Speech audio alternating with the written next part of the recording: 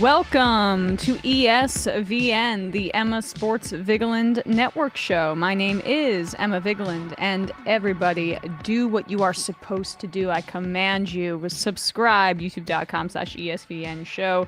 Put on push notifications, and if you're listening on a podcast platform, rate us 5 stars. Leave us a kind review. Hello, Bradley Alsop, my buddy. Hello. Hello. I am sorry. I'm just I'm electrified because I'm. This was the best NFL weekend so far. Oh, that's not what I was talking about. I was talking about how excited I am for tonight's matchup, and how scintillating I'm going to find probably the most marquee Monday Night Football matchup all season between Jets, the New York Jets and the Los Angeles Chargers. Yeah, it is an interesting matchup. My AFC Championship preview, by the way. Those two teams. Yeah, that's not going to age particularly well. Although, I mean, the Jets, I think technically, since they have only 3 losses, are up on the Bills when it comes to a wild card spot at this current moment. And who knows? I mean, the Jets have been like, honestly, last year, the Vikings and the Giants just pulling out these games that they're not necessarily supposed to win at the last minute. It's more akin to the Vikings, honestly, but they just do it differently, where the Vikings had a horrible defense. The Jets have a good defense, and then in the final minute, their offense seems to get them over the hump. We'll have to see if they're able to do that tonight, but if any coach is going to mess it up, Brandon Staley's the guy, baby. Yeah, the Jets' offense is 3 yards in a cloud of 1 good throw from their quarterback. Yeah. Well, I mean, I'm praying Zach puts it together, because then all of my defense of him last year is going to age a little bit better. Yeah. Yeah. He does look better this year. Oh, I agree. Happy for him.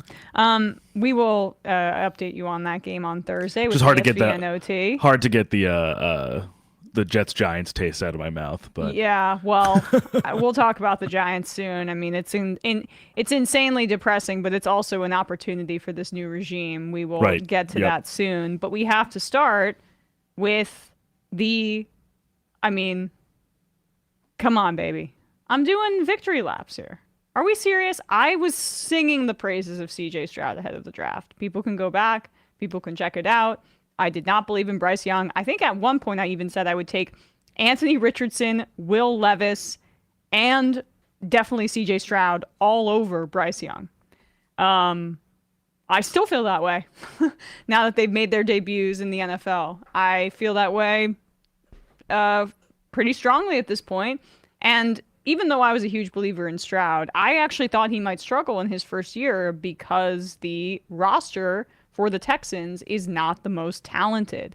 But Stroud is making the most out of every ounce of talent that they have on that roster. He set a season record for passing yards so far for the entire NFL with 470. So that's the most passing yards in the NFL, and he won that game against the Bucs. But it's not just that. It's a historic pace for rookies. A single-game rookie record in passing yards at 470. A single-game rookie record in passer rating at 147.8. The highest single-game passer rating by a rookie quarterback with a minimum of 30 attempts in the NFL. And he also tied the rookie record for passing touchdowns at 5. And he did it in insanely clutch fashion by bringing the Houston Texans back to win with 46 seconds left on a bunch of dime chunk play passes, eventually ending in a touchdown to Tank Dell. This was the locker room after the Houston Texans win. And I also got to say, credit to DeMeco Ryans, who is just, seemingly not doing what a lot of defensive head coaches do, where they say, okay, just don't turn the ball over. And honestly, Stroud's been only thrown 1 interception, I think, so far. He's been amazing at not turning the ball over. But when you have defensive head coaches that can lead them to asking the quarterback, especially if that quarterback's a rookie, to be more conservative, to do dink and dunk plays, Stroud is getting these yardage totals on massive chunk plays where he's reading the field and he's going through his progressions. He's like already, I think, in the top 12 conversation in the NFL. I think that might even be conservative given how he's played. But this is how the Houston Texans locker room was reacting to this record-breaking performance by my guy, CJ Stroud. All right, what's up? We got the NFL rookie record. Oh, hell yeah. Only 400.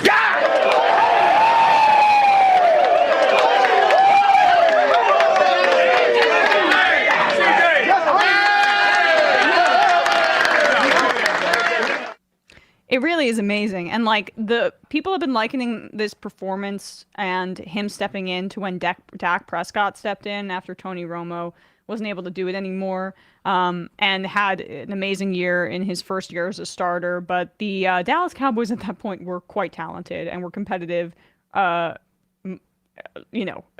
were competing in their in the structure of their team for a Super Bowl. I mean, they didn't get there, obviously, but that was like the vibe around that team. They were really, really talented when Dak Prescott started playing, and he played great. But, I mean, and then I guess you can also compare this to Andrew Luck's first season, where the Colts had an amazing he had an amazing first year with the Colts. But that, I think that's the single game yards record that he broke was Andrew Luck's single game. One of his games in his rookie year, it was the 470 passing yards surpassed Luck's record. So I'm not even going to compare it to Dak because I think it's a different situation. But I mean, the Colts drafted Luck first overall, CJ Stroud second overall. These were two of the worst teams in the NFL.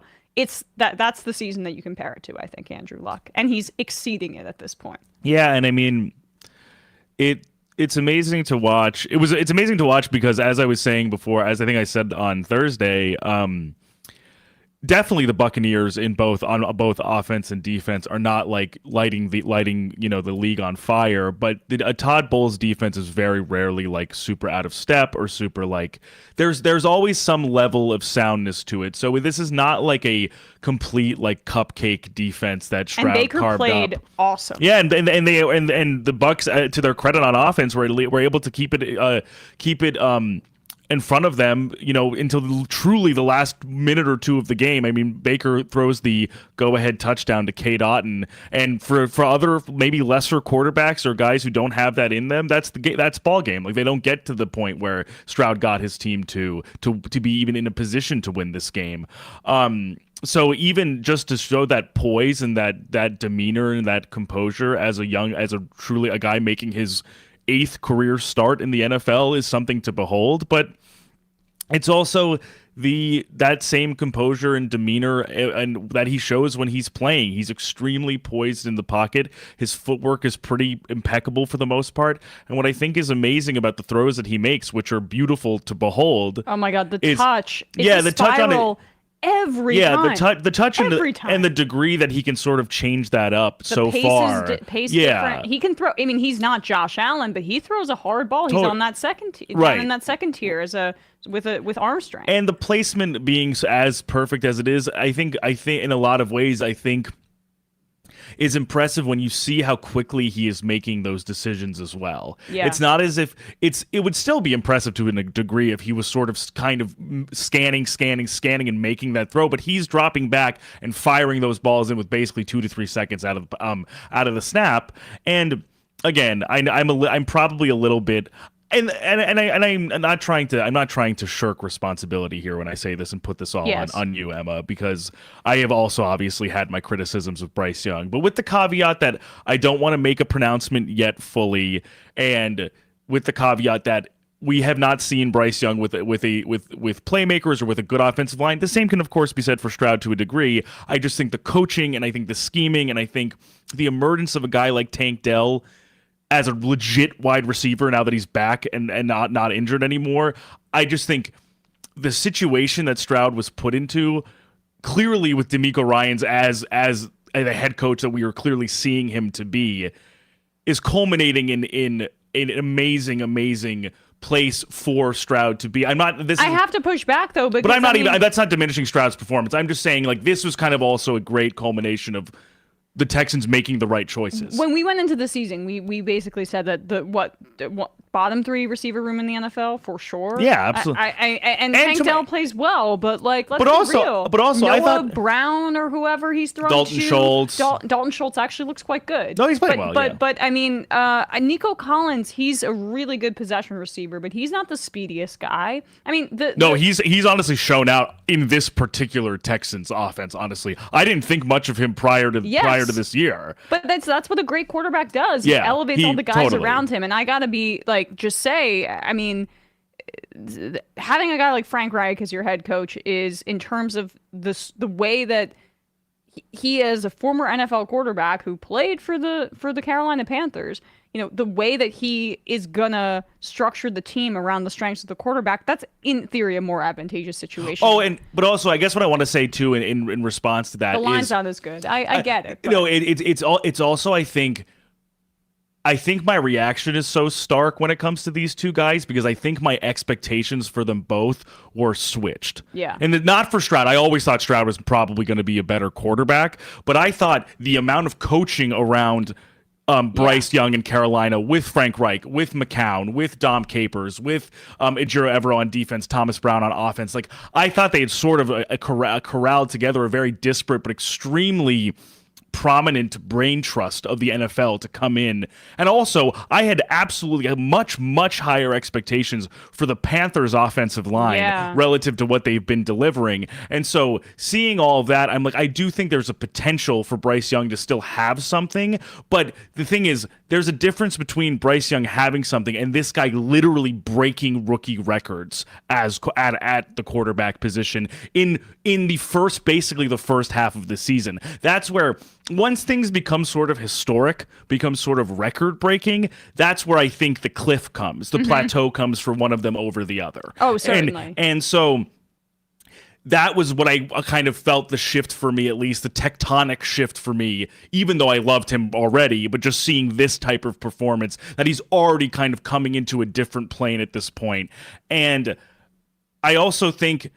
And again, when I talk about this in terms of when we talk about this in terms of the strategy going into that last year's draft, I think it's also a testament to this is nothing on Bryce Young, this is completely on the management of the Carolina Panthers to give up draft capital, to lose DJ Moore, a wide receiver who honestly Bryce Young could sure use right now in Carolina, and to by all accounts and from most reporting, base a lot of your decision making off of some sort of test that you had an investment in that company's test to determine who you wanted to be your quarterback. It's hard not to look at that and see what's going on in Houston, and of course, the buyer's remorse, the second guessing, the hindsight, it shouldn't all be coming due now. We don't know. We literally do not know what's going to happen in like a decade between these two guys, of course. But from short-term results, it seems like a lot to put into a fucking test to see what CJ Stroud is doing when we were told by by unnamed sources that like he had bad processing ability and didn't possess the intelligence and the intangibles of Bryce Young, and he's literally looking like a ascendant quarterback in this league. Yeah, I mean, I think that it's just David Tepper's hedge fund guy thinking, right, where he has some branded test and he thinks that he's smarter than everybody in the room, and we're going to trade up to the top of the draft to get the guy that's fits my criteria, as if I know anything, as if, you know, I didn't just buy this team's a few years ago and I'm making assessments based on criteria that I have no idea what the hell I'm talking about. This is just billionaire privilege 101, and it's also the mythology of like meritocracy in that way. And if also you're able to become a billionaire, it doesn't mean that you know anything about football. And like technological innovation can be like, they can lead the way to whatever decision we make, and that it'll be the cutting edge of strategy. It can circumvent what we see. It can circumvent our eyes, our clear eyes that CJ Stroud was better just from the tape. It was obvious. That's why it doesn't take a rocket scientist, and why I was so bullish on it. I mean, these are the quarterbacks that I would take right now over like just to bet my franchise to lead just right now. Mahomes, Burrow, Allen, Herbert, Lamar, Trevor Lawrence, Jalen Hurts, Aaron Rodgers for 1 year, right? Let's actually do this like 1 year, okay? 1 year to have success. Mahomes, Burrow, Herbert, Allen, Lamar, Jalen Hurts, Trevor Lawrence, Aaron Rodgers, Kirk Cousins. I mean, No, I mean, honestly, who are we talking about here? even with Rodgers and Cousins, I think I'd still potentially, just by way of age and durability, and I think honestly, taking him over Tua, and also just movement skills, I'd still take him over Rodgers or Kirk. I take him over Goff. I'd take him over Derek Carr. I'd take him over Russell Wilson. I'd take him over Geno Smith at this point. I would take him over Dak Prescott at this point, who actually had maybe the best game of his season against the Eagles, but they still came up short. I mean, I'm taking him over Deshaun Watson right now. Well, certainly, I'm taking him I over agree. Matthew Stafford right now, who's injury prone. Yep. I mean, and also 38 or whatever, however old he is too. We got to be real here. How well this guy is playing. That's not even. I said top 12. That's top 10. And also, I will say, of course, I mean, people can also highlight obviously that his worst game as a pro was going up against the number one draft choice ahead of him in the Panthers, but it was a 15-13 game. And based off of every other game so far in his professional career, we'll obviously see how the rest of the season goes. That looks clearly based off yesterday's game. That looks more like an outlier than anything else. I mean, he's going to be inconsistent. He's a rookie, and they're not that talented. That's the thing. But yes, but exactly. It's just... And Kenyon Green, their right guard that they drafted last year, is not even playing. He's still injured. It just is amazing what he's doing. It's just amazing what he's doing, and I'm a huge fan. And I give a lot of credit to this Texans organization that I usually am very disinclined to give credit to because they've mishandled countless things with this organization, and they've been kind of a laughingstock even when they've been basically lucked into generational players like J.J. Watt and DeAndre Hopkins and Andre Johnson and guys like that. They have not done anything with we thought Deshaun Watson. Deshaun Watson in the beginning of his career. Like, we thought that there were many times where they could ascend due to the talent that they had on their team, and it never happened. And here we are. They made the right choice for head coach. Seemingly so far, they've made the right choice at offensive coordinator. I mean, DeMeco Ryans made the right choice at offensive coordinator with how Stroud has been looking. They made the right choice in the draft, and they have not incurred any sort of penalty for trading up for Will Anderson, who's looked very good so far as a rookie. He exceeded my expectations. So he's almost like an afterthought in terms of how great, and also Tank Dell early in this draft as well. Like, they've hit on their picks. On their picks. They hit on their choice to coach this team, and so I think very much so there's a reason to think the future looks super bright in Houston. Even though Caserio hadn't been hitting on his picks. No, he was actually looking. He looked to be a pretty kind of foolish manager in some ways prior Derek to this. Stingley pick was insane. Stingley didn't barely play the 2 years before, and he's still not fully healthy. Yeah, to begin with, they were basing it off like freshman tape, which is an insane assessment when you're taking a player third overall. And by the way, Sauce went in that draft, Sauce Gardner. So if they were looking for a corner, they went the wrong way. Right. So it's crazy. DeMeco Ryans has shifted the entire culture, and Stroud has. So good for them. And I think that matters so significantly that there's an implication now that with the stability at quarterback and hopefully the stability at head coach, it's not going to be, David Culley gets fired after a season, then Lovie Smith gets fired after a season. We're oscillating between frickin', Davis Mills and Jeff Driscoll at quarterback. There's actual building blocks here. Absolutely. So congrats to the Texans. I mean, that's got Coleridge, Bernard, Stroud, the fourth. Put some respect on his name. Our guy. Let's also put some respect on the Cincinnati Bengals here. Oh, my God. The Bengals are back, baby. They really are back. They're so back. That was the most exciting primetime game that wasn't that close on paper, but it just felt so weighty and so important. And I thought the Bengals would win the game, and they did win the game. And it honestly didn't look too much in doubt for most of the. I would say only really when it was basically 7-7 in the first quarter. Afterwards, it kind of seemed like the scales tipped pretty significantly. Yeah, after in the that Bengals' first drive, the Bills just completely sputtered. And on that first drive, they had 12.1 yards per play. It looked explosive. I mean, it seemed like they finally were really starting to get Dalton Kincaid super involved in the offense. But the problem with the Bills' offense is that it is just all about Josh Allen being the man. That's all they have going on. I mean, and it looked that way it's really looked that way towards in the second half. That And there was Stephon just nothing Diggs else. is great, but is Stephon Diggs the physical specimen that Jamar Chase is, who by the way didn't have a good game, or that T. Higgins is? I mean, like, I feel like we have these conversations sometimes because they're of fantasy production, like with Devontae Adams and with Stephon Diggs, who are great receivers, 100%.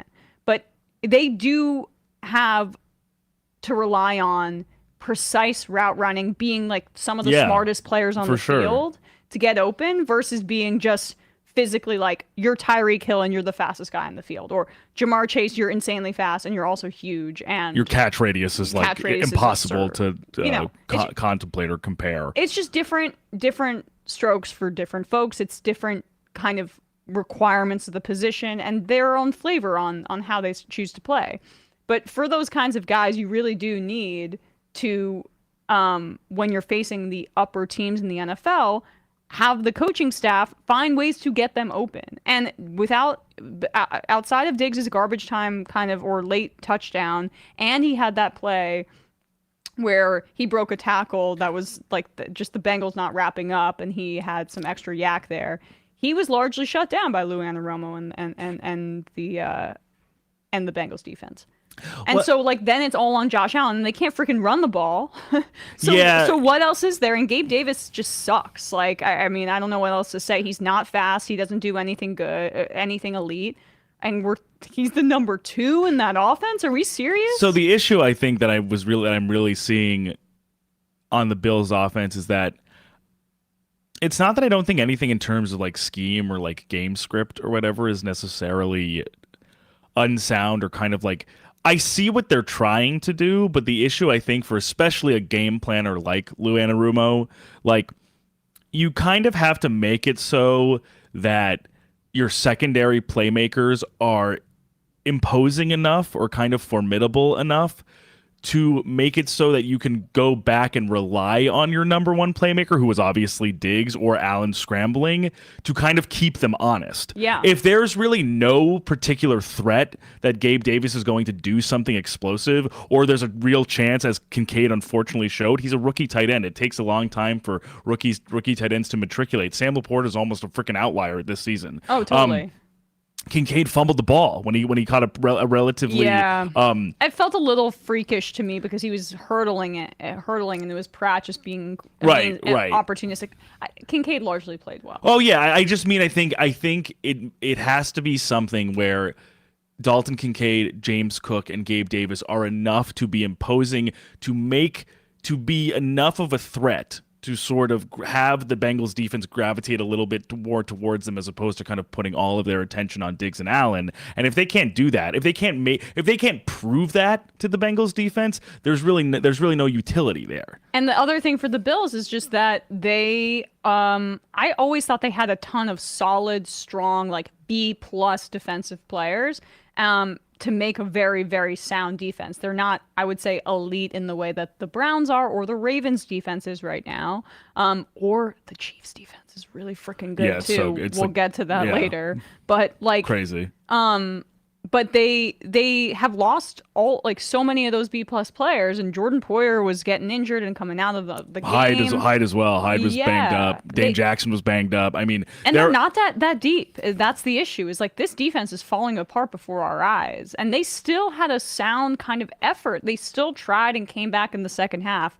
But man, they have lost basically most of their starters to injury. It gets to that point where it's like you just don't have the horses against certain offenses. And I mean, to put what you're saying into perspective, Emma, at one point because of I think the injuries to Dane Jackson and to either Poyer or to Hyde at some point in the game, they had to bring in Josh Norman. Yeah, Josh Norman. I don't even think I realized that he was still in the league at this point. He hasn't been. It must have been off the street. I mean, Odell. Just totally kind of a career ender. But also, I mean, Linval Joseph was signed off the street to be on their front seven. Von Miller is still not looking to be the Von Miller of yore. Which I mean, of course, he's aged. He's been injured for a decent amount of time. But you kind of need guys to be able to step up when you have that much attrition, but at the same time, even if they can step up a little bit, it's a lot of drain. It's a lot of turnover for a defense that relies on their soundness, and also the soundness of smart players. I mean, like Hyde, Poyer, Matt Milano, who was injured. It's not as if they're kind of blowing you away athletically. It's because they're all extremely, extremely smart and extremely shrewd players. Yes. And Nate Tice over The Athletic pointed this out. The Buffalo Bills' defensive splits with or without Matt Milano with corresponding league ranks. With Milano, 40.5% passing success rate allowed, 5th in the league. 0.19 EPA per play allowed, tied for 2nd in the league. Without Milano, 49.3% passing success rate allowed, 31st in the league. 0.03 EPA per play allowed, 28th in the league. Yeah. It's literally going from basically being a top 5 defensive unit to one of the worst in the league without one of your linebackers. Yeah. And that's really a hard way to live. And that is not how other Super Bowl contenders are built. And that's why I think people have been sounding the alarm on the Bills for quite a while at this point. And you see that teams like the Bengals, they just have way more talent. It's not fair to Josh Allen. And it's frustrating me that, I mean, he's getting some of this bum rap. I know that he's turnover prone, but it's part of the function of what they're asking him to do. Like, I do think Mahomes and Burrow are a cut above. I do think that. But, like, right now, Josh Allen is being forced into a situation that is really just, like, difficult for him to get out of because the offense runs entirely through him. But enough about the Bills for a second. Like, we just should say, the Bengals are back. Higgins looked awesome. Burrow feeding the tight ends. Irv Smith with the mid-drift, and then the Drew Sample guy. And now Burrow is 5-1 against Josh Allen and Patrick Mahomes. Wow, yeah. That's pretty nuts. Well, he's ice cold, and God, I mean, the way he throws a football, the amount of touch, you have to be... Like, I understand it's sexier than when other guys do it, but man, is he the most precise, accurate quarterback in the NFL. To your point earlier about guys making their teammates better, Burrow threw a touch. Like at first, in the beginning of the season, it was like, oh, like, do the Bengals not have enough juice, right? In the sense of, like, you know, Hayden Hurst leaves, Irv Smith comes in. It's almost like, is the tight end position too interchangeable for them? We get to week 9. First touchdown is to Irv Smith in the red zone, basically. Drew Sample gets a touchdown. I think his second touchdown in his career. Yeah. Tanner, what was that guy's name? Tanner Stewart, I think. I think he was There's a Tanner there. A Division II tight end. And he got 5 or 6 touches that game and was looking pretty effective as being either a second or third string tight end, depending on where Sample and him are in the depth chart. And the 2 games before, he threw a touchdown pass like 2 games in a row to that rookie wide receiver in the 6th round. Yosivas from Princeton. Yeah. So it's like, when you have this, the difference is not whether, like, the Bengals are effective. The difference is that Burrow is effective. Yeah. And he's fully healthy. He is shedding contact whenever it comes near him. He is reading coverages expertly, like exactly as what he is seeing everything coming his way. Another team that that's been playing zone, that likes to play zone, where it's just like, and he shreds that. He knows exactly where to be. He knows exactly where to be. He knows exactly who to look off. He knows exactly what pockets of space he's looking for. And he very rarely, if ever, gets taken off his spot unless his offensive line is beat. If the line is in front of him, if the line is playing remotely effectively, he is most likely, whether absent him being up against the Chiefs or potentially the Bills, depending on the game, he's the best quarterback on the field. Oh yeah. And okay, let's just talk about this other AFC North team, because the AFC North, this is the best division in football, and it's not particularly close at this point. The Bengals are 5-3 in their last. Yes. They are in last place. It makes no sense. 5-3 and they're in last place. And they're definitely better than the Steelers, and they're definitely better than the Browns. I mean, there's some voodoo magic going on with the Steelers. There's some black magic going on. Is. I don't know how they continue to win games. It is unbelievable that but it's every year with them. It's every year with them. Mike Tomlin is a genius. Like, yeah. Mike Tomlin is we sometimes, it's almost Popovichian at this point, but like, there is an argument where it's like, you could theoretically give Mike Tomlin Coach of the Year every year, and he's never won it, and you wouldn't be wrong. He's never won it, which is also no. I think you're right, but I think it's also insane. It's like, you could have given it to him last year when that team that he had, which was like, we saw it was like not very good at all, managed to be 9-8. Yeah, I mean, and honestly, And same thing here. It's like, same how are thing they ahead here. of the Bengals? And Pickett's how? Pickett's not very good. I mean, this is part of the issue here. Even though he does have some good receivers, it's just Deontay Johnson came back and had a good game returning from injury finally, which was nice to see. But the Steelers should be the worst team in that division, unquestionably, even though they are somehow 5-2 or whatever the hell that they are. But and the Browns, I mean, they haven't been able to keep their quarterback on the field, but their defense is so elite that they have a winning record. The Bengals are, I think, really coming, but the Ravens are now 7-2, and they have a lead in this division, and they are looking like arguably the best team in the NFL right now. I think right now they are looking like the best team in the AFC for sure. The way that they beat up on the Seahawks here, and that was like no joke. Like the Seahawks are talented on both ends. Yes. To hold them to that few points while also really kind of running roughshod. And by me, I do mean running, because Gus Edwards had 2 touchdowns. Oh my God, that rookie that they played, Keaton Mitchell. He had a rush for 40 yards and 60 yards, and they were just all over they were winning on the ground. And what's amazing, this is what great teams are. They can win a variety of different ways. The games before, I mean, against the Titans in London and against the Lions, Lamar was dicing them up in the pass game, and he was still passing a good amount in this game, but they just dominated running the ball and playing defense, and they can win a variety of different ways. They got the 2 I think it was 2 pick sixes, right? Or I think there were 2 defensive touchdowns by the Ravens as well. Yeah, independent of the rushing touchdowns. I'm forgetting. So I'll double check that. But it was interesting. Like,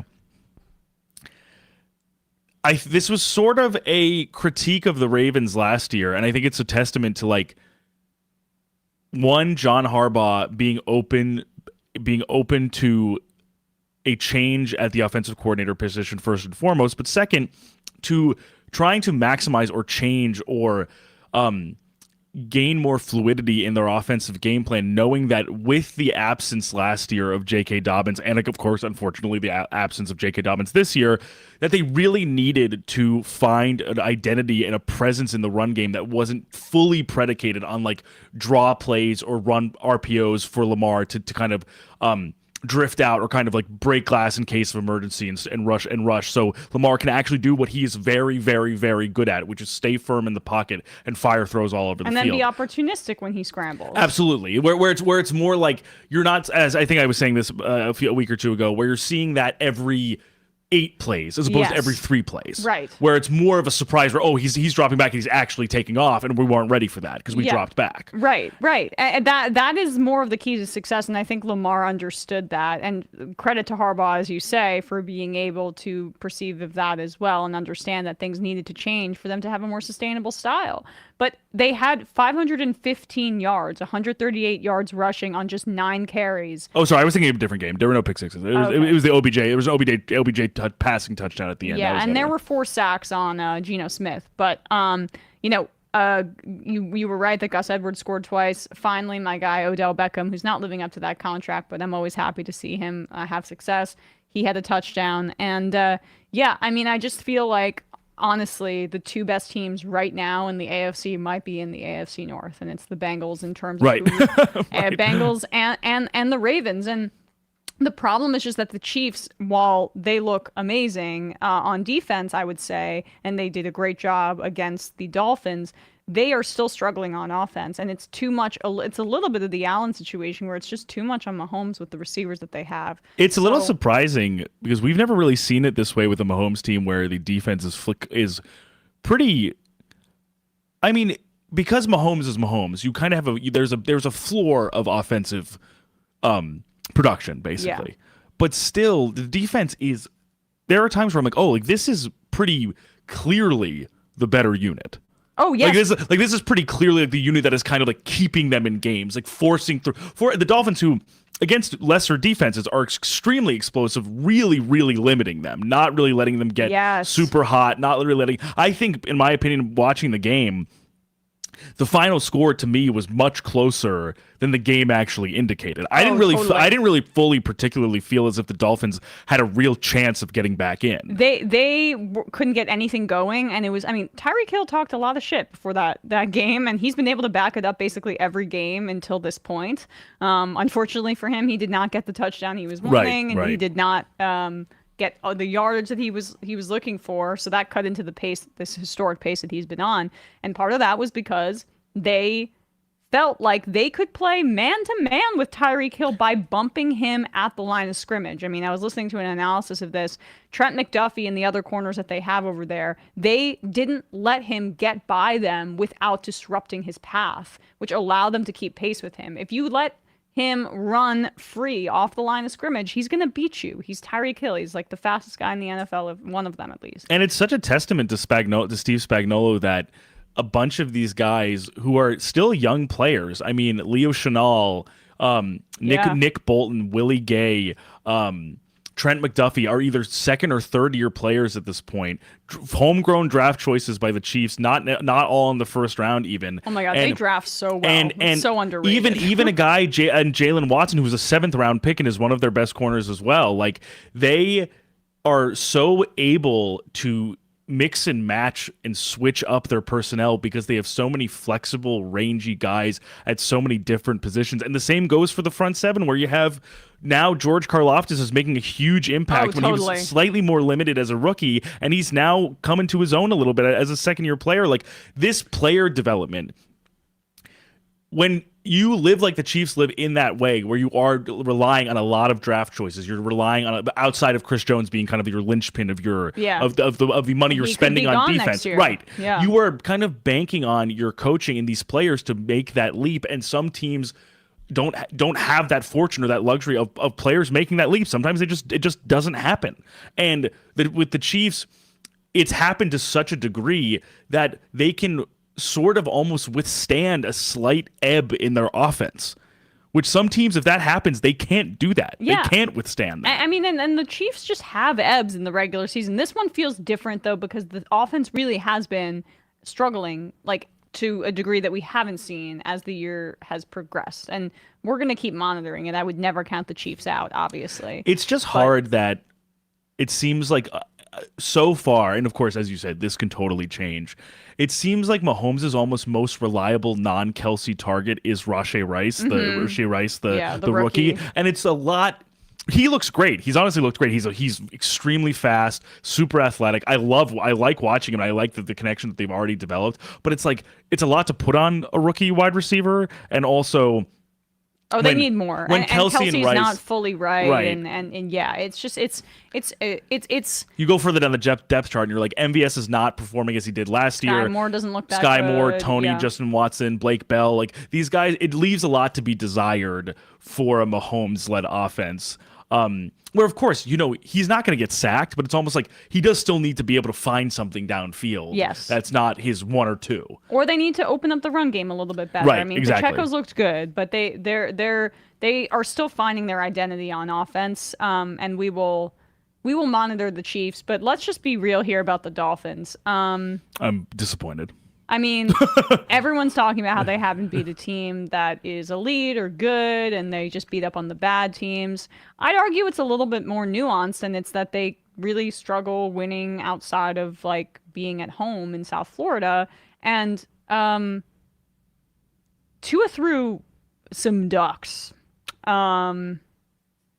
It's tough. It's almost as if the most valuable player on that team is not Tua. It's Tyreek Hill, and when he got taken away and Jalen Waddle was banged up and in and out of the game, he couldn't do anything because he's not really an MVP candidate, folks. MVP means you elevate your team, not the team elevates you. And that's been what Tua's entire career has been. I'm sorry. And also, I think when there is a shrewd defensive coordinator in opposition to you, like Spags is, and especially an aggressive defensive coordinator, that's a guy who wants to basically heat you up as much as possible, but also make it seem like he's not trying to heat you up. Yeah. So Tua might be thinking, oh, like those guys are dropping back into coverage, and all of a sudden Justin Reed is like running like a bat out of hell and not covering the guy, not covering his receiver, and he tackles Tua for a loss or whatever. The reason I bring that up is because what they were keying in on is that the main ingredient to Tua's success as a quarterback is getting out the ball as quickly as possible and letting the skill position players that they're one of their biggest strengths is their speed and their ability to get yards after the catch. Let them do that work in the space that's created by having Tyreek Hill and Jalen Waddle on the field. Yeah. And with Waddle slightly hobbled, as you said, and Tua not having that ability to get it out as quickly as possible, with him having to wait even a second longer in the pocket, he gets compromised. He does, and I think that is going to be a blueprint for the playoffs. Them not beating the Chiefs here, this is a difficult situation for them because they need that 1 or 2 seed so that they are in South Florida if they want to have any success in the playoffs. This is becoming an issue, and especially when it's winter, the Dolphins are going to have some problems. So just something to watch there. We also have to talk about Joshua Dobbs. I mean, oh my God, my guy Dobbs. Kevin O'Connell is becoming one of the better coaches in the NFL in the way that he coaches up his squad. I will say before we get into it, just brief aside, I am truly devastated for Cam Akers. Yes, because that's very sad. That's second Achilles tear. Yeah. Second Achilles before 25 years old. He was really honestly looking to be benefiting from a change of scenery. It got kind of sour in Los Angeles before he came over to Minnesota. He was looking better as the kind of main option as opposed to Alexander Madison in Minnesota. Just huge bummer. But like I completely agree. Why don't you, for our viewers and listeners, explain what Josh Dobbs experienced prior to quarterbacking his first game for the Vikings? We have some visual evidence as well of what Josh Dobbs experienced, and yes, I'm sad for Cam Akers. That really stinks, and Achilles tears, especially your second one, that is difficult to overcome. So my heart goes out to him. In terms of the Josh Dobbs of it all, he basically was on the freaking Cardinals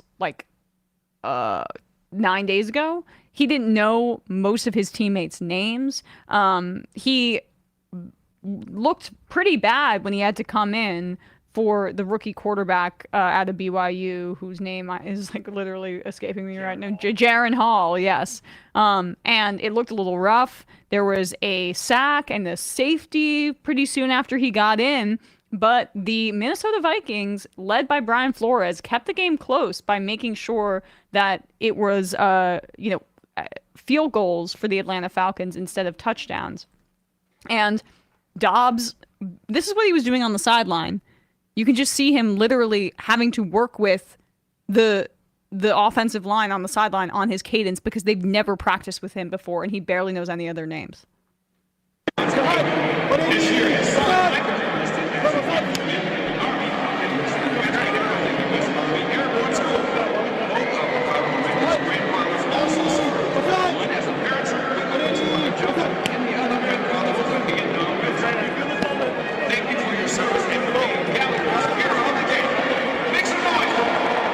We got it. So this is them communicating, and in the end, though, they won this game with him. This felt very much like Baker Mayfield getting traded or getting cut. I forget how it went down from the Carolina Panthers to going to the Los Angeles Rams and then coming back and leading that game-winning drive. Except that this was, they were down 21-13. Then they went up 24-21 and won the game, and it was in big part due to Dobbs actually being quite accurate with the football and also scrambling with his legs. And then they had a 75-yard game-winning drive in just a minute and 46 seconds, and he threw a touchdown pass to Brandon Powell. It's one of the biggest, I would say, not upsets, because going into the game, I think they were only 4.5-point dogs. But given the fact that Hall went out of the game in the first quarter, and this guy who's never run this offense comes in and leads them to a significant comeback. It's one of the most the biggest surprises, I would say, of the entire NFL season, and it's really, really inspiring. Dobbs is a cool guy. Kevin O'Connell literally said, he was like, it's one of the most impressive things I've ever seen a football player do. Yes. Because as Dobbs also, as you said, I mean, as Dobbs mentioned in his I think post game comments, he literally was like, I was throwing to guys who I didn't know their names. I didn't know the names of all of my offensive linemen. Like I was calling plays. O'Connell was giving me signals and calls in the headset. I literally did not know. Like this means this receiver. This means that receiver. He was like teaching it to him like literally like seconds before he was about to deploy it. Like it's truly like, it goes to show also obviously what goes into being a quarterback in the NFL and how much hardest position in professional sports and how much knowledge you have to gain and internalize to play it and play it effectively. And so a true like feat of, intelligence and, gameplay by Josh Dobbs. And it's not as if the Falcons have faltered in certain ways, but honestly, I think by certain defensive metrics going into this game, they were like the 6th ranked defense in the league. They have a solid defense. And so this was not just, again, and this was not just Dobbs going up against like a bottom 5 defense in the league and bringing this game back into contention for the Vikings and ultimately winning this game.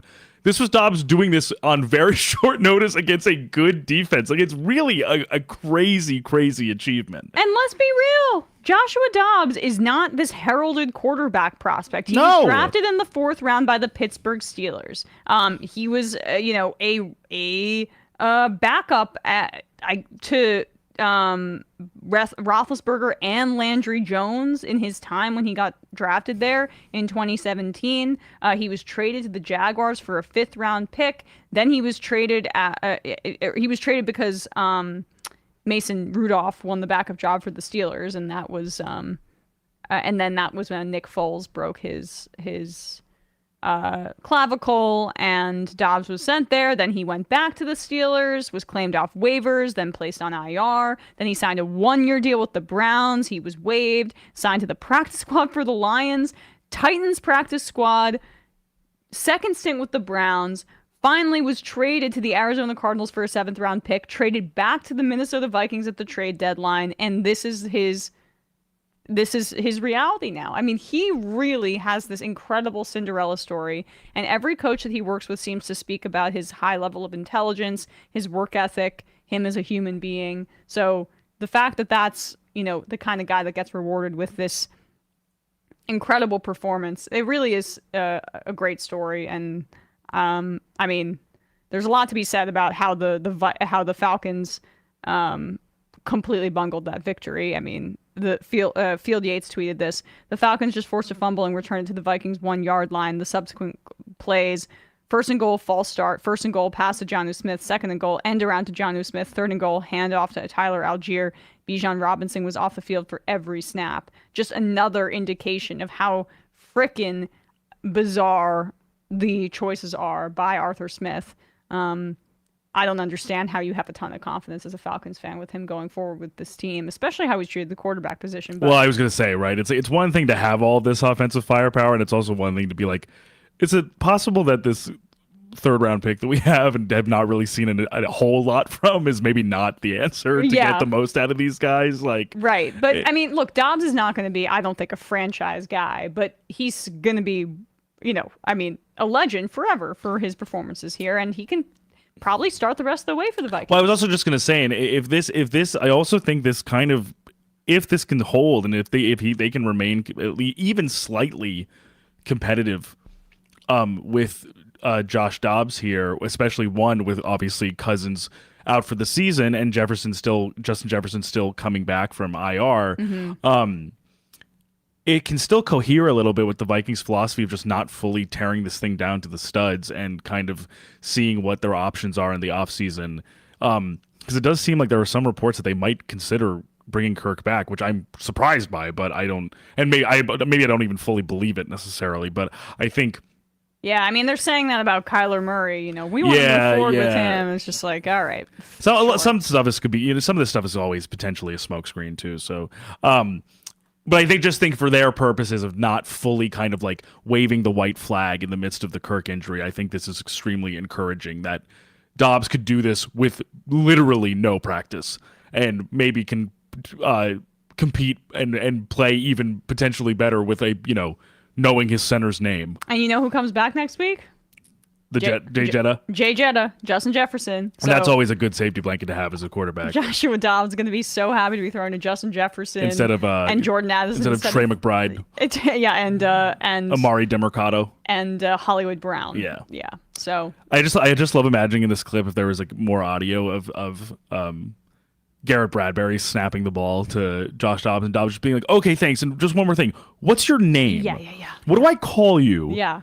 He's like, I'm Garrett. My hand Garrett. is right on your ass. Yeah. I don't know your name. Yeah, it seems a little invasive, but Yeah. Anyway, play ball. Josh Dobbs, rooting for him the rest of the way. Rooting for the Vikings. This is an amazing story. Do they have a winning record now? Good or question. Are they Let me just 4-4? see. Or are they 5-4? They may have not had their bye yet. I think they might be 5-4. They are 5-4. Yep. That is amazing. So second in the NFC North. That's incredible. Yeah. Good for them. They could literally they could make the playoffs. Right. It could be in the wild card spot. Yeah, because the Lions are 6-2, but the Packers are 3-5, and the Bears are 2-7. So good for them. Good for them. Okay. Now I gotta address this news. Obviously, this is what we came here for. Daniel Jones has torn his ACL. Yes, it was made official today. There were rumors, and he looked very bad coming into the game. His neck issues. Yeah, that too. Severe. It seems. He has a scar right here, and you see it in post game from interviews from surgery. And the neck issue is not something to mess around with. Apparently, he was experiencing in the lead up to this game significant weakness on his left side. Then he comes into the game. He was pretty inaccurate. That sounds like a hockey injury, by the way. Yes, I know. The left side. I know. It's not like that sounds serious. Why is he playing? This hockey player's playing with a broken foot? That seems like a bad choice. No, not broken foot. It's a left side injury, actually. Yeah. It's just a left side. It speaks to Daniel Jones's toughness. It's hard because, he's the exact kind of guy that you want, I would say, as a human being to be your franchise quarterback. And I think last year he showed the upper tier of what he can provide, which is that he's a very big, strong man, and he's a very good athlete. He has great throwing mechanics. And when there's no weather, Daniel Jones is a very accurate passer. And when he has time, he is an accurate passer. Does he have it? Does he have elite ability? I would say it appears probably not. Probably not. And I'm sad about it because obviously you become emotionally invested in the quarterback that leads your team, regardless of some of the difficulties that he's experienced in his career. And you also understand that, frankly, Daniel Jones has been in some of the worst situations that any starting quarterback has in his entire time in the NFL. The Gettleman teams under Joe Judge and all of that, they were atrocious. Atrocious. And the offensive line for Daniel Jones has been the worst offensive line for any quarterback that I can think of and remember, in terms of, he was setting records for how many times he was getting sacked. I was in the stands for that Seahawks game. It was nearly I believe it might have tied a record for the most amount of sacks in one particular game. With all that said, the Giants are gonna move on. Is my guess. Because it's not just the fact that he doesn't have the traits to be an elite quarterback. It's the fact that he really struggles with injuries. He's only played one full season, and that was last year. And with an ACL and now this kind of nagging issue with his neck, part of the issue is that he might not have been an injury-prone quarterback, honestly. He is big and strong, but the Giants' line has been so atrocious, and they've set him up. And you can blame Daboll in this way, too. To teach him a lesson, he kept him in that rain game down 40-0 against the Cowboys to start the year. And the season just completely derailed from that point. It's shocking how the season has gone off the rails.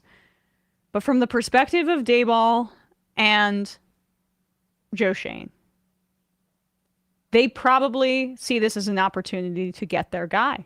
They didn't come to the Giants thinking that Daniel Jones was going to be the franchise quarterback. That is why they declined his fifth-year option and why they were backed into a corner into giving him that contract, which pays him $40 million in the first year, in the second year as well. And then essentially most of it's not really guaranteed, and they're going to be able to move on from that contract fairly easily.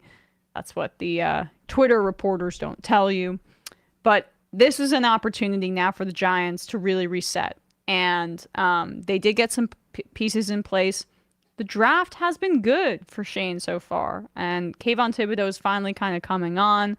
Evan Neal has not looked good. But again, I think you give a ton of leeway with tackles, especially in the situation that the Giants have put Evan Neal into. So the Giants are actually legitimately in contention right now for Caleb Williams and or Drake May. They have to be worse than the Chicago Bears, the Carolina Panthers, and or the Arizona Cardinals. And I don't know if that's possible. But that's going to be the path forward, I think. And I think it's potentially possible only because I feel bad because this guy's undrafted, and also he's the pride of Bergen County, Tommy DeVito. Which, if I'm not mistaken, Tommy DeVito might be the name of the Joe Pesci character in Goodfellas. If potentially, I'm not. It's something along those lines. I don't know if it's actually Tommy DeVito, but it's close. It's close. Oh my God, it is Tommy DeVito. It's literally Tommy DeVito, right? Okay. That's hilarious. Which, so not great prospects for all Tommy DeVitos. Maybe not all Tommy DeVitos meet Joe Pesci's fate. No spoilers for Goodfellas if anyone hasn't seen it. But Daboll seems to have less than no confidence in DeVito, and won't let him throw the ball. And well, yeah, he's basically asking him just to literally be a handoff merchant. But if he really has to start all these games, he's probably going to have to throw the ball a little bit. But if it's truly rock bottom at some points, I think the silver lining, as you said, is just being in a position to draft a quarterback in a pretty deep quarterback class. And even if you get to the kind of nadir this season, Drake May, even on some big boards and on some per some draft analysts, even have him higher than Caleb Williams, which, I mean, that's what some analysts say and what some draftniks say. That might not be the same conventional wisdom for front offices. So even if potentially the Giants have the second pick because they play so poorly, and Caleb Williams goes number one, I pray they get the second Drake pick. May would be a really nothing close to a consolation prize. No, because he's very, very good. I am very worried that the Giants are not going to be in a position to be. I think that it's going to happen like it always does, where they end up in fourth pick. Yeah, right, and then it's like, okay, let's sign. We can start Tyrod for the rest of the year, and Daniel Jones comes back into this contract. Right. Like, I mean, I've got to have hope that Shane knows what he's doing compared to Gettleman, but it is a little disheartening given that I think that the Panthers and the Cardinals are so damn bad that too, yes. that there's just like no way. I mean, the Giants. I mean, the Cardinals are starting Clayton Tune now because Dobbs is no longer there. Well, and Murray's not it seems back. like Murray's going to come back next week or the week after, but they have to at least showcase him for a trade. Right. The thing about the Giants is they started Cowboys, Cardinals, 49ers, Seahawks, Dolphins, Bills, Commanders, Jets, Raiders. Like, the bulk of their difficult games were at the start of the year. They are about to go to Dallas. That's going to be a bloodbath. Then they play out the Commanders, then the Patriots, the Packers, the Saints, the Eagles, the Rams, the Eagles. Like, what do I see them winning? I could see them winning 2 more games maximum. And then it's 4 and 13. But do I see? If they could drop those 2 games, though. Yeah, pretty good. I don't think they're going to be. I think Daboll is. Saquon has honestly looked pretty good when he's actually been given the ball and has not gotten injured the second after he runs. So I think potentially he just inflates their ability to win. And honestly, I mean, truly, I think obviously it's easy to be like, oh my God, they're so bad because of how they've looked in many capacities over the season and with the turnover. But Dexter Lawrence is literally not just playing like a top 3 interior defensive lineman. I mean, he's playing like a top 3 like defensive player. Oh, he is. He's playing amazingly. On a per snap basis, the how he has been able to affect the game is crazy for a nose tackle, for like an actual nose tackle, Yeah, a guy who is not playing on the edge. Yes, you see it in terms of the nose tackle pressures. He's like 20 ahead of the next guy. Yeah, it's like not even close. Yeah. He's incredible. Kayvon's coming on. The defense, I think, is legit, and I'm really excited about Deontay Banks. So whoever ends up with the Giants, like, the Giants are not going to be as bad as their record indicates. They let the season completely get away from them. And the Daniel Jones injury stuff did not help. Right. And the Giants have, we talk about receiving rooms. Like, the Giants receiver room is freaking anemic, disgusting. Yeah. Yes. I mean, Paris Campbell, I thought he might be good. He's terrible. Wan'Dale Robinson got us that passing touchdown. He's the only bright spot, and Darius Slayton has a few splash plays, but Slayton, we know who he is at this point. Right. And Sterling Shepard, it's like he's basically a coach on the sidelines at this point. So no, he's a great guy, and I understand he wants to be with the Giants forever, but he needs to transition into a coaching role if this is the kind of like what he's going to take up on the roster. Well, because with both things, you know this better than I do, but how many because I feel like Wan'Dale has not gotten into the end zone that many times, right? Well, the problem with Wan'Dale is like he's mostly a function of getting him into space. Yeah, and, right. The separation aspect, and with the way the team has looked, especially with hard to like give Tommy him room to go. Yeah. They just are able to simplify it. So depressing time as a Giants fan, but if they're actually able to tank effectively, then there would be some light at the end of the tunnel. It might be a silver lining. It really might be, because this was not the team that they wanted. I mean, they like Daniel Jones, but do they love Daniel Jones? I don't think so. They love him as a person, but not as the future of their team. Just some quick hits, and then we'll get to the Harbaugh situation. The Browns shut out the Cardinals. That was a complete ass whooping. Deshaun Watson didn't even have to play that well. I mean, that's how good that Browns defense is and how bad those Cardinals are. The Packers really let the Rams hang around for a while. Jordan Love at least was somewhat serviceable. He's still not impressing me, and they won 20-3. The Patriots are like a joke. I watched that game pretty closely because of fantasy implications surrounding Ramondre Stevenson, who did have a good game. Mac Jones is like, okay, I really want to take back past praise of him. He's just such a below average athlete for the modern NFL, and he's such a pissy little bitch. Like the way he screams about everything and moans, and then he does like dirty plays every other game too. And he's never I would say making good. He's not really making good decisions. Like. And that's sort of what his calling card was supposed to be. Yes, he checks down prospect. I was watching. It was like first and 10 incompletion, second and 10. The Ramondre Stevenson's completely open in the flat, right? Or maybe it was Ezekiel Elliott, and you can get 3rd and 4 by just dumping it off there. But he just throws into double coverage in a ball that's completely uncatchable. And then on 3rd and 10, he checks it down to Ramondre Stevenson. And it's like, oh, it's 4th and 3. Why didn't you do that on the first play? Like, you're in your 3rd year in the NFL at this point. He makes... Or prioritize Ramondre, just like hand it off, hand the ball off. Yes. Like if that's gonna be your offensive gameplay from under center or in the shotgun or whatever, just literally hand it off to Ramondre Stevenson. Yeah. Do us all a favor. If you're not gonna be the guy who makes like high level decisions or is even kind of accurate in your passing, you're kind of not a prospect for the Patriots. You know what I mean? Like he's not a mover. He can't really scramble. He can't really extend plays. He's just not the kind of guy that I would want like to lead my team if I were. And also like by all accounts too, from other people around the league too, it's like he seems like an asshole. Yeah, right. I mean, a privileged kind of Southern white boy asshole, right? Just a little bit of that. I should say, I mean, good job, Antonio Pierce. Oh my god, yeah.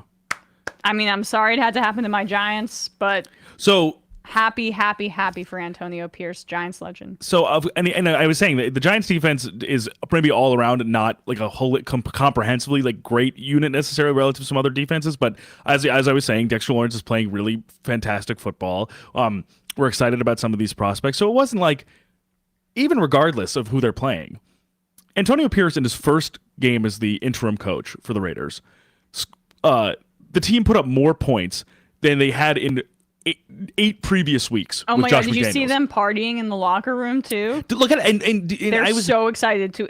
I was even looking at Devontae Adams. Yes. Just being seemingly like engaging with the coach and being excited about what he was saying. And it's like, this is a different atmosphere. Did you see that they had a team meeting apparently where they ripped into McDaniels? That was maybe the funniest thing I've ever seen, where Antonio Pierce mentioned the 2007 Giants and McDaniels said, "Don't you ever speak about the Patriots like that." It's like, bro, they're not your team anymore. I didn't hear that. Oh, sorry. So there was a report that Pierce mentioned the 2007 Giants, and it upset McDaniel so much that he went up to him and said, "Do not speak about the Patriots that way. They're not your freaking team anymore, bro. You're not on the Patriots anymore. You're not Belichick's little boy anymore. You're the coach of another fucking team. Like, get a grip." That's like really... what a loser. What a massive loser. Like, I hope this guy never gets hired again. Like, this is why he was too much of a baby to be a head coach in Indianapolis and had to go back to his father in Foxborough. Like, or he was too much of a baby to like really lead the Denver Broncos, and also there were issues on that what team. What a loser! I'm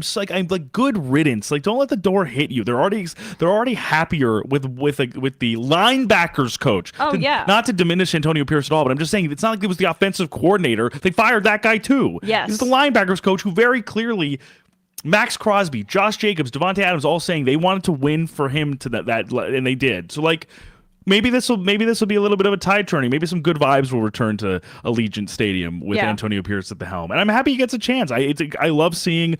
I think I'm not somebody who's always like, non-players can't get through to guys. Like, I don't agree with that. I'm just saying, like, I think it's very clear that based on how McDaniels was treating them and how they were operating, those guys in the locker room afterwards made very clear that, like, having a former player who understands what they're going through in their experience and understands what it's like to be in that week-to-week grind as a player is rubbing off on them in a good way. Yeah, this is completely uninformed speculation, but given how Josh McDaniels operates, like, would you be surprised if he was the person leaking all that information about CJ Stroud to get him to fall to the Raiders? No. I mean. Like, the teams I won't that put were anything doing above this, him. I would not put anything above him. You know why I also say that too is because remember, like, the Colts organization came out and were like, this was shameful. We really like CJ. The fact that they were leaking all that stuff, and the Colts have a bone to pick with Josh McDaniels. To your point, if you're listening to me. I'm of course listening to you. Okay, yes. No, but also, I mean, the reason I also would say that I wouldn't put it past him either is like it's that stuff, but also like. The guy literally freaking said, leaked the details of Darren Waller's wedding and then traded him when when he was upset about it. Right, that's why I'm saying it's like he's a leaky faucet. Like he already we know it to be true. He's suspect number one, and he's a dick. Oh, sorry, that echoed almost. You know those? Do you know some of those scenes? I started an avalanche right in Las Vegas. Do you know those scenes? Sometimes it's. I think it kind of happens mostly in like The Bachelor and Bachelor in Paradise when like someone yells really loud and they show like the B-roll of like birds. Like birds flying away. He's a dick. That's what happened. But yeah, sorry, we just had to get it out. Had to get that out of my system. Can't stand him, and thank God. All right, just yes, the Eagles, look, I mean, the Cowboys actually gave it their best shot, and they played better than I thought that they would, but the Eagles are just a hair above. The Cowboys keep wanting to say that they're in the conversation with the Eagles and the 49ers, and they never can beat them. It doesn't look the same. They don't look like the Eagles and 49ers. The Eagles and 49ers, even the 49ers with this latest skid, I mean, they're a cut above. But it was also, it's also like frustrating that like, what's been very clearly like working for the Cowboys is like the kind of apex of like Dak Prescott's ability in their passing game. And in the beginning of the game, to the point where it probably cost them to a degree, like they were just running the ball to no effect. Yeah. And it's like, so that's the McCarthy effect where it's like, actively trying to establish something that's not working because you have some sort of like archaic notion of what an NFL offense should be when the exact opposite thing is the thing that is most effective. Like neutralizing Dak for even that many plays is enough for it to not work against a great team, which is the Eagles. Like the Eagles are 8-1 for a reason. Yep. Because like you can't really take advantage. And of they them. always just seem to make plays at the final minutes, even when other teams are coming back, except for the Jets. Yeah, that's right. That's right. I mean, so I think it's been like 4-1 since the last time the Eagles, or the recent record of Cowboys-Eagles. The Eagles have been fairly dominant over every team in the NFC East for that period of time. All right. Quickly. John Harbaugh. No, other Harbaugh. Hey. No slander on this program. I'm sorry for besmirching the good brother, Jim Harbaugh. The good brother. Yeah. That's the TV. That's like the legal drama that John Harbaugh is a star at. The good brother.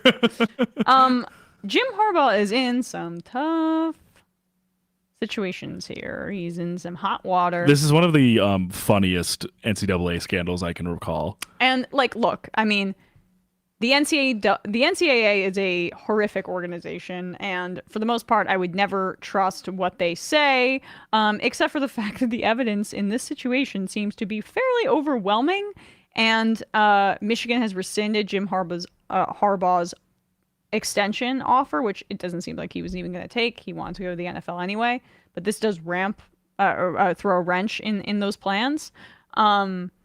Jim Harbaugh and the sign stealing scandal. So for people that don't know, Michigan and Harbaugh's organization in the Michigan football team is being accused of stealing signs from other teams involving this guy named Connor Stalions, who is a Michigan football analyst who ended up having to resign from his position, who was photographed. That's Agent Stallions to you. Yeah, I'm sorry. Secret Agent Stallions, who was photographed at a variety of different locations, a variety of different sidelines of teams that Michigan was playing, filming, is the allegation, their signs. And because the NCAA is so cheap compared to the NFL, in the NFL you have the Mike linebacker, you have the Mike guy on defense, you have the quarterback who gets the calls in their headset, and then 15 minutes before the play is supposed to get before the play clock expires, you're not allowed to communicate in the headset anymore, and that communication is cut off. The NCAA does not want to invest in that kind of technology, even though they make a ton of money and it would not be that difficult. So you have the signs being communicated on the sideline through signs, through gestures, through what have you.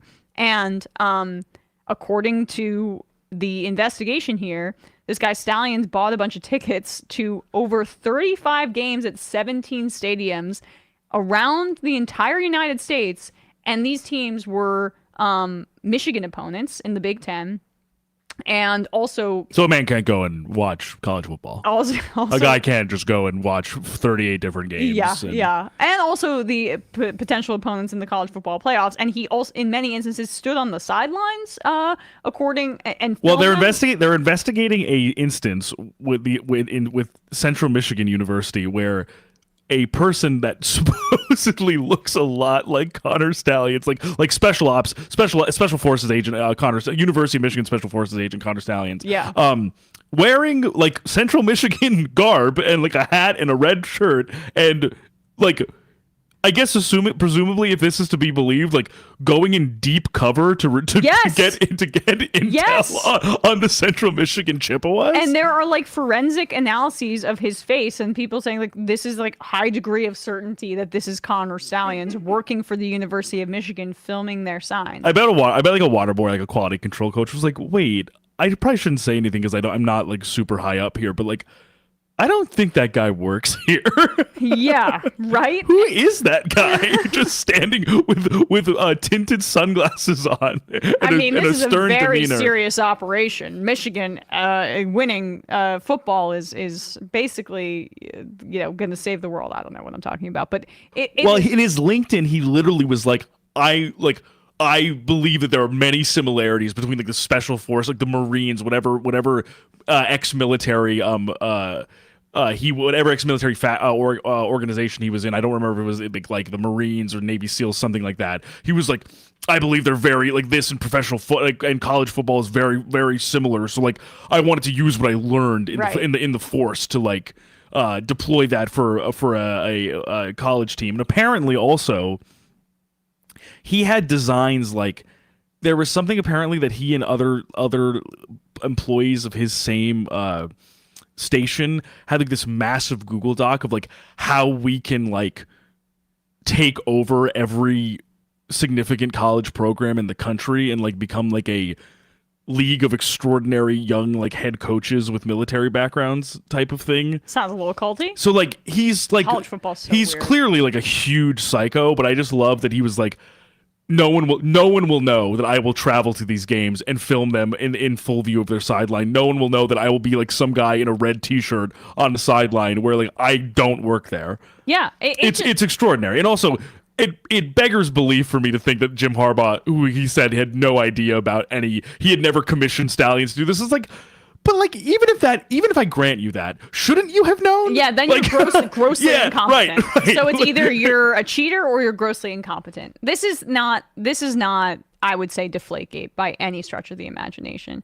Deflategate is I still maintain much more at the feet of Tom Brady, who is the person who quarterbacks communicate how they want the balls that they throw to be filled with air, right? For example, Brady's going to be much more intimately involved in that decision making than someone like Belichick. But, look, Belichick and that whole crew, they have a history of going as far as possible to win. So I understand why within that context, Deflategate was considered to be this big situation. I mean, Brady, it's pretty clear he destroyed his cell phone after and then was indignant. I still think that Brady had some culpability there, but that's much more along the margins here. This guy's literally filming people's signs and stealing their play calls. That's what this is. And that's cheating. That's cheating. And I have no respect for it. And it's totally in keeping with Jim Harbaugh as a human being.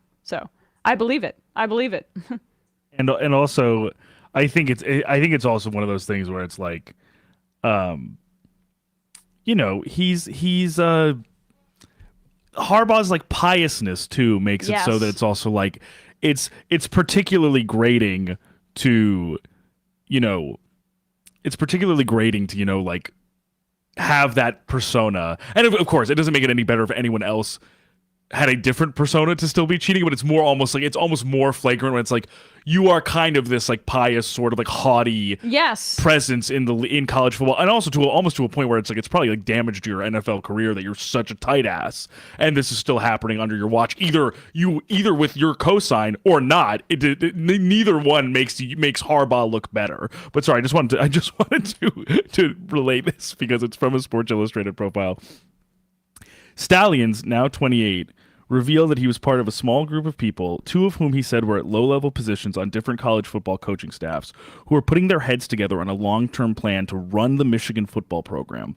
Stalions claimed to have a Google document between 550 and 600 pages long that he managed daily, containing a blueprint for the Wolverines' future. He referred to the document as a movement more than a plan, dubbing it the Michigan Manifesto. Oh my God! So he sounds like a fascist. Any idea you could ever have, he wrote, there's a place where it belongs in the document. It's super organized. Stalions wrote, I think it's pretty rare to find the right type of people who can grasp a vision of the future and want to team up and run shit. And we all got our own stuff going on, but we all got some pretty unique approaches. Oh my God. Basically, the way I see it, there's a future Ohio State head coach and staff out there somewhere preparing for it, whether they know it or not. And he literally sounds like this is what like neocons sound like when they're drafting their plans to invade Iran. And we have John Bolton speaking. And we have a group of a half dozen actively planning shit 15 or so years out, and another dozen or two on board. So by the time it's ready to rock, we're all on the same page, and we quickly make Michigan the ultimate standard. Oh, like man. This guy, it's like Project 2025 for like college sports. It's like we will purge the ranks of all non-believing Wolverines. Michigan boys, stand back and stand by. The Buckeyes will have no idea what hit them. It's like, bro, relax. Like it's just a game. It's really funny.